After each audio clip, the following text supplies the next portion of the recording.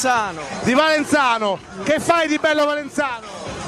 A Valenzano non ci sto ultimamente. Ho capito, mi hanno detto che questa è l'intervista che vale più di tutte. Addirittura, chi l'ha detto questo?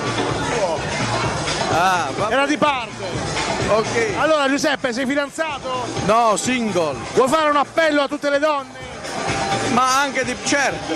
Allora dici perché una donna dovrebbe venire da te?